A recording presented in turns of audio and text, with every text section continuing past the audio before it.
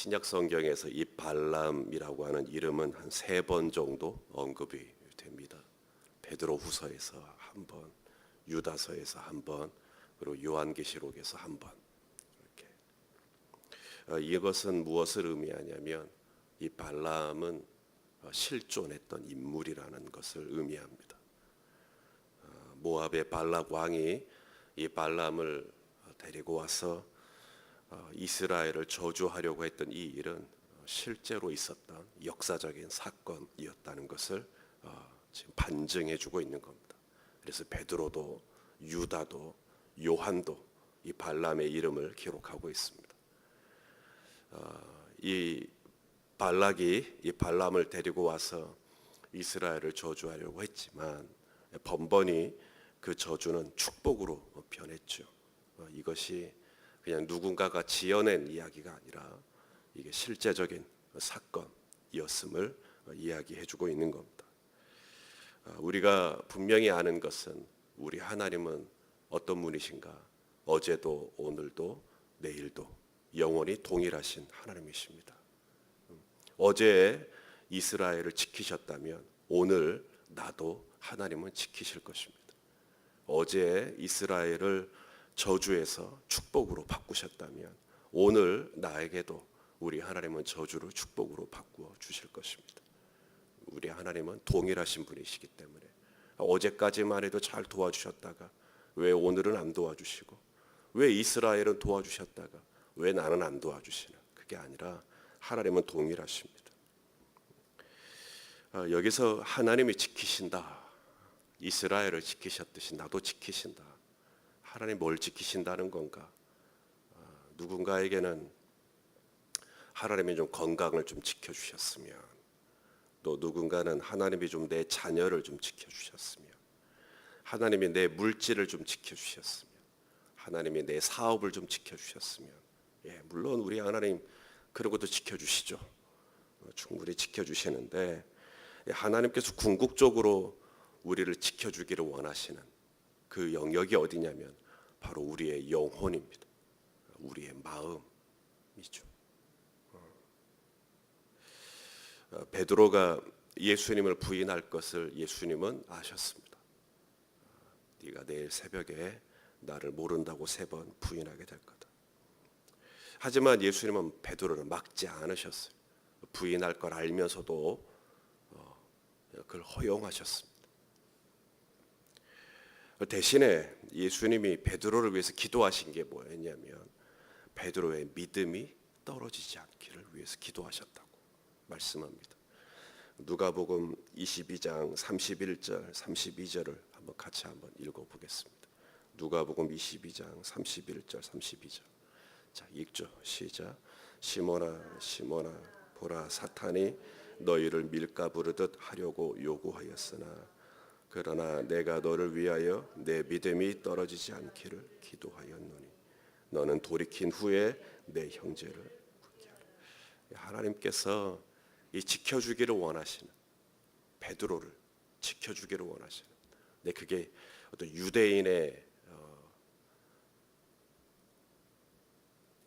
유대인으로부터 어떤 베드로의 신변을 지켜주시는, 물론 그것도 하나님이 지켜주실 수 있지만 오늘 이 베드로를 위한 예수님의 중보에서 우리가 느낄 수 있는 건 예수님이 궁극적으로 베드로를 위해서 기도하고 또 베드로가 보호받기를 원하는 그 영역은 베드로의 믿음입니다. 베드로의 믿음. 베드로에게 어떤 불리한 일이 있을 수 있죠. 하지만 믿음은 떨어지지 않기를 원한다. 우리 하나님이 지켜주기를 원하는. 그럼에도 불구하고 시편 121편에 보면 하나님은 분명 저와 여러분을 지키신다고, 주무시지도 졸지도 않으시고 낮의 해와 밤의 달이 우리를 지키신다고 분명히 기록하고 있습니다. 그렇다면 이건 또 뭡니까? 하나님 분명히 지키신다면서 또 우리의 영혼을 지키신다. 시편 121편을 잘 보셔야 됩니다. 하나님께서 낮의 해와 밤의 달이 너를 상치 않게 할 거다라고 했을 때 하나님이 궁극적으로 나를 상치 않게 하신 그 영역이 어딘가 내 육신이 아닙니다. 자, 시편 121편 6절하고 7절까지 보셔야 돼요. 읽어보겠습니다. 시작. 낮에 해가 너를 상하게 하지 아니하며 밤의 달도 너를 해치지 아니하리로다. 여호와께서 너를 지켜 모든 환난을 면하게 하시며 또 내 영혼을 지키시리로다. 하나님께서 우리를 지키시기 원하시는, 물론 우리의 몸도 우리의 가정도 또 내 자녀도 사업도 하나님 지키시죠. 그런데 또 그러잖아요. 또 내 영혼을 지키시리로다. 하나님께서 진짜 지켜주기를 원하는 건 바로 우리의 영혼, 우리의 믿음, 우리의 마음, 이런 걸 지켜주기를 원하시는 것. 이스라엘에게도 마찬가지입니다. 하나님은 이스라엘을 지키셨어요. 구름 기둥과 불 기둥으로 저들을 지키셨습니다. 그런데 하나님은 분명히 이스라엘을 지키셨다고는 했지만 이스라엘이 광야에서 40년을 돌아야 되는데 거기서 한 10년을 빼준다든지 혹은 5년을 빼준다든지 그러지 않았습니다. 하나님은 꼬박 말씀하신 40년이 다 채워지도록 그렇게 하셨어요. 혹은 이 광야 길을 갑자기 하나님께서 오아시스로 바꿔주신다든지 어떤 질병도 걸리지 않게 하신달지 어떤 원수의 공격도 받지 않게 하신달지 하나님은 그런 식으로 지키시질 않았어요.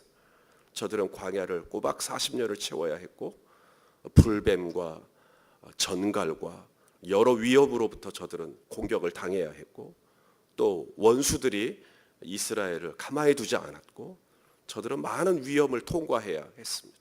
하나님께서 지키신다고 분명히 했는데 왜 나에게 이런 질병이 오고 왜 나에게 이런 공격이 오는가? 하나님이 진짜 이스라엘을 지키시기 원했던 것은 이스라엘의 신변이 아니라 이스라엘의 영혼. 어떠한 형편에서든지 이스라엘이 마치 장대에 매달린 놋뱀을 바라보듯이 어떠한 형편에서도 하나님을 바라볼 수 있도록 하나님을 의지할 수 있도록 하나님이 진짜 지키시기를 원하는 건 바로 이스라엘의 믿음이었다는 걸 알게 됩니다. 자녀가 군대 안 가면 좋죠. 어떠한 상황이 돼서 또 우리 자녀가 병원에 입원할 일이 없으면 참 좋겠습니다. 대학도 원하는 곳에 딱 들어가면 좋고요. 내 딸의 남자친구와 헤어지는 일이 없었으면 좋겠죠. 그런데 우리가 진짜 바라고 기대해야 하는 것은 내 자녀에게 어떤 불행도 일어나지 않는 것.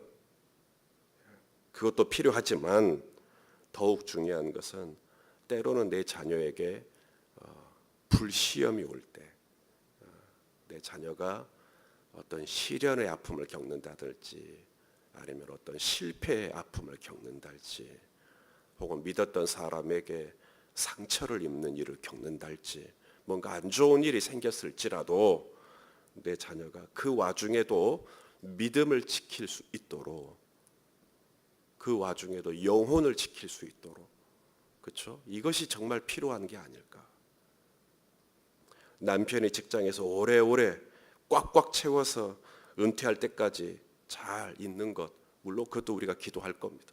하나님께서 그렇게 지켜주시기를 기대해야죠. 더 중요한 것은 자리를 지키는 것보다 중요한 게 믿음 지키는 거예요. 영혼 지키는 거예요. 마음을 지키는 거예요. 우리가 이 하나님이 진짜 지켜주기를 원하는 건 그거란 말입니다. 무화과가 무화과지 못하고 포도나무가 열매를 맺지 못하고 감람나무에 소출이 없고 밭에는 먹을 게 없고 우리에는 양이 없고 외양간에는 소가 없어도 믿음을 지킬 수 있도록 그 영혼을 지킬 수 있도록 되는 하나님이 진짜 지켜주기를 원하는 건 바로 이 부분입니다. 사울의 단창이 날라와도 엘라 골짜기에 골리앗이 달려들어도 내가 억울한 일로 빌립보 감옥에 갇혔어도 내가 그 와중에 여전히 하나님을 바라보고 기도하고 찬미할 수 있다면 당신의 신변은 위협받을지 모르지만 하나님은 여전히 성실하게 나의 믿음을 지켜주고 계시는 거죠. 어떠한 형편이든지 오늘 이 새벽에 또다시 일어나서 그래도 이 기도의 자리에 나오셨다면 하나님이 여러분의 믿음을 지켜주고 있기 때문에 하나님이 저와 여러분의 영혼을 지켜주고 계시기 때문에 오늘도 우리가 이 자리에 나오게 된 줄로 압니다. 그래서 여전히 나는 어떤 위험 가운데, 내 삶의 형편은 여전히 어떤 곤란한 가운데 있을지 모르지만, 그래서 하나님이 꼭 나를 안 지켜주시는 것 같은 느낌이 들지 모르지만, 그래도 내가 오늘 예배의 자리에 나오고, 그래도 내가 오늘 묵상의 자리에 앉아있고, 그래도 내가 오늘 하나님을 찬양하고 기도하는 자리에 있다면 하나님이 지금 나를 지켜주고 계시기 때문에 그런 거예요. 하나님이 진짜 나를 지켜주기를 원하는 건 바로 그겁니다. 영혼 지켜주기를 원해요. 발람은 실패했어요. 이스라엘을 저주하려는 시도는 실패했습니다. 이제 그래서 발락과 발람은 헤어질라 그랬어요. 발락이 발람에게 돌아가거라. 아니 돌아가라고 한 게 아니라 달려가거라 그랬어요. 어제 본문에 빨리 뛰어서 네 있던 곳으로 가거라. 꼴도 보기 싫다는 얘기죠. 그렇게 헤어지는 줄 알았는데 오늘 본문에 보니까 그게 아니었어요. 요한계시록에 이 발람에 대한 이야기가 나와요. 요한계시록 2장 14절 말씀을 보여주십시오. 자, 읽어보겠습니다. 시작. 그러나 내게 두어 가지 책망할 것이 있나니 거기 내게 발람의 교훈을 지키는 자들이 있도다. 발람이 발락을 가르쳐 이스라엘 자손 앞에 걸림돌을 놓아 우상의 제물을 먹게 하였고 또 행음하게 하였느니라. 이 베드로후서도 유다도 발람에 대한 이야기를 하는데, 베드로나 유다의 경우에는 이 발람에 대한 이야기가 어떻게 비춰지냐면, 불의한 싹, 불의한 재물, 불의한 보상을 기대하고 어그러진 길로 갔던 이 발람을 꼬집습니다. 그래서 돈의 눈이 어두워서, 재물의 눈이 어두워서 하나님께서 가지 말라 그러는데 가고, 하지 말라 그러는데 하려 그러고, 그랬던 발람의 모습을 이제 이야기를 해요. 근데 요한계시록은 어떤 삭시라든지 어그러진 길이라든지 이런 얘기가 안 나옵니다. 요한계시록에 등장하는 발람은 조금 다른 발람입니다. 발람의 교훈이라는 단어가 나옵니다. 그리고 이스라엘을 가르쳤다, 발락을 가르쳤다, 이런 얘기가 나와요.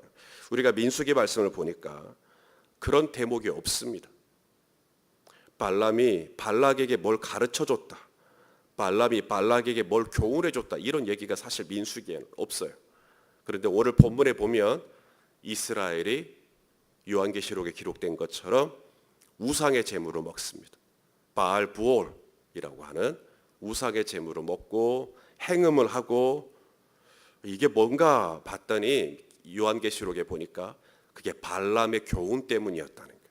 그러니까 발람하고 발락이 헤어진 것 같아서 24장에서, 근데 25장에 발람의 이름은 등장하지 않지만 요한계시록 말씀과 딱 맞춰 보니까 이스라엘 백성들이 왜 모압 땅에서 모압 여인들과 행음을 했는가 봤더니 이 발람이 그걸 가르쳐 줬다는 거죠. 발람이 그렇게 이스라엘 백성들을 유혹하라고 가르쳐 줬다라고 하는 것입니다.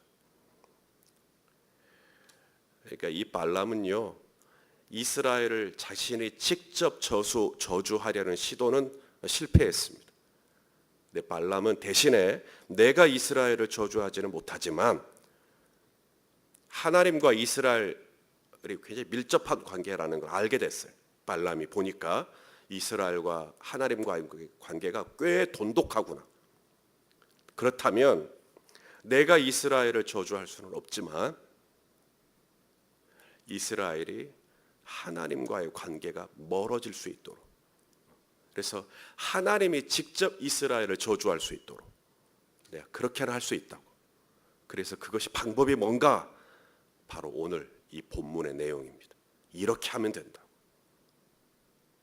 그리고 이스라엘은 발람의 저주로부터는 보호를 받았지만 이 발람의 교훈으로부터는 보호를 받지 못하는, 왜냐하면 이것은 이스라엘의 선택이니까요. 구체적인 내용이 뭐냐면 바로 성적인 타락입니다. 성적인 타락. 바로 이 모압의 우상. 이 모압의 우상은 크게 두 가지가 있는데, 첫째는 그모스라고 하는 신이 있어요. 이 그모스라는 신은 전쟁의 신입니다. 전쟁에 나가기 전에 전쟁에서 이기게 하기 위해서 그 그모스라는 신에게 자기 자식을 바칩니다. 그래서 어린 자식을 불에다 던져요. 제물로 바쳐요. 그게 그모스입니다. 성경에 하나님께서 아주 혐오하셨던, 아주 미워하셨던 우상 중에 하나가 그모스입니다. 그 다음 두 번째 모압의 신이 바알입니다. 바알. 가나안의 대표적인 신이죠. 농경의 신이고 풍요의 신이고 다산의 신이고 생산의 신이고 그게 바알입니다. 그래서 이 바알 부올 오늘 보면 3절에 바알 부올에 참가했다, 가담했다. 이 바알 부올이라는 말은 부올에서 섬기는 바알이라는 뜻입니다. 지금 있는 곳이 부올이니까요. 부올에 있는 바알에다가 이제 제사를 드리는 이스라엘 백성들의 모습을 봅니다. 이 생산의 신. 거기에 가면 바알 부올의 성전에 가면 이제 여자 사제들이 있어요. 그들과 성관계를 통해서 제사를 드리는 겁니다. 근데 그것을 이스라엘 백성들이 좋아했다는 거예요. 그래서 이스라엘 백성들이 그 죄에 빠지게 됐다라는 겁니다. 이런 일을 누가 꾀했다고요? 발람이 꾀했다고요. 그렇게 하면 이스라엘이 타락하게 될 거라고. 그렇게 하면 이스라엘이 타락을 하면 나는 이스라엘을 저주할 수는 없지만 하나님이 이스라엘을 저주할 거라고. 아니나 다를까 연병이 돌아버립니다. 연병, 전염병이죠. 그래서 24,000명이 죽어요. 24,000명. 엘르아살의 손자, 아론의 손자요. 엘르아살의 아들인 비느하스가 이것을 진압하기 전까지 이스라엘 백성 안에 연병이 돌아버립니다. 하나님의 진노죠. 그래서 말로는 저주하는 것 실패했지만 하나님으로부터 저주를 받도록 그렇게 만들어버린 발람입니다.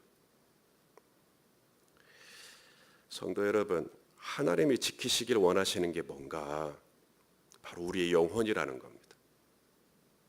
돈은 있다가도 없어질 수 있는데 몸은 어제는 건강했다가 오늘 좀 안 좋아질 수 있는데 하나님이 진짜 지키시기를 원하는 건 우리의 영혼입니다. 마귀도 이걸 알아요. 하나님이 우리의 영혼을 지키시려고 한다는 거 알아요. 그래서 마귀도 요한복음 10장에 도적질하고 죽이고 멸망시키는 게 마귀가 하는 일인데 뭘 도적질하려고 그럴까? 물론 우리의 돈도 가져가려고 그러고 관계도 깨뜨리려고 그러고 하지만 마귀가 궁극적으로 건드리려고 하는 건 우리의 영혼입니다. 우리의 믿음이죠. 그래서 오늘 이 발람도 그를 타락시키는 겁니다. 영혼을 부패하게 만들어버려.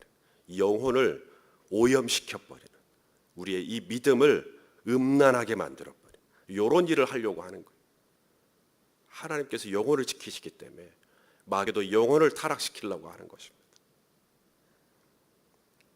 솔로몬이 잠언에 그런 말을 했습니다. 무릇 지킬 만한 것보다 뭘 지켜라? 네 마음을 지켜라. 근데 이 마음이라는 말이 히브리어로 레브인데 레브 이게 심장이라는 뜻이에요.